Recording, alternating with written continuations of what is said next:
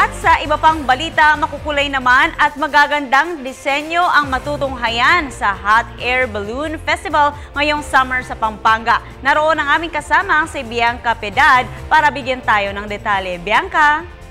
Maraming salamat, Hadiba. Nagkaroon nga ng press conference ang organizers ng Philippine International Balloon Festival dito sa San Fernando City, Pampanga ngayon para talakayin ang mga aabangan sa darating na buwan ng Abril. Dinarayo taon-taon ang lalawigan ng Pampanga ng mga lokal at turista hindi lang dahil sa mga magagandang tanawin at produkto dito, kundi maging sa Philippine International Balloon Festival tuwing summer.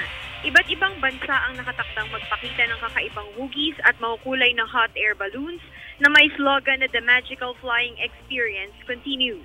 18 taon matapos ang pagkakatatag ng festival na ito, napagkasundoan ng Pilipinas International Balloon Festival Incorporated na ilipat ng lokasyon ng festival mula sa dating pinagdarausan nito sa Clark International Airport dahil sa issue ng kaligtasan. Bukod sa seguridad, mas malapit at mabilis din nila makakarating ang mga dadalo sa festival sa paglipat nito sa Lubao, Pampanga. 18 bansa ang lalahok sa nasabing tourism event at 37 uri ng hot air balloons ang makikita, kabilang na ang mga sikat na cartoon at game characters at 12 dito ay special balloons na hindi pa naipapakita sa nakaraang 18 taon. Naniniwala ang mga organizers na makakatulong ito para maitaguyod sa ibang lahi ang kultura ng Pampanga at mapaunlad ang turismo sa nasabing lalawigan. Gaganapin ang Philippine International Balloon Festival 2014 mula April 10 hanggang 13 at may ticket price na 200 piso.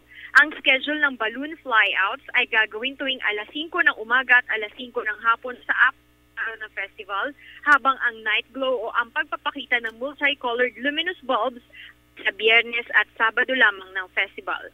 Yan muna ang balita mula dito sa San Fernando City, Pampanga. Bianca Piedad, nag-uulat para sa Telebisyon ng Bayan.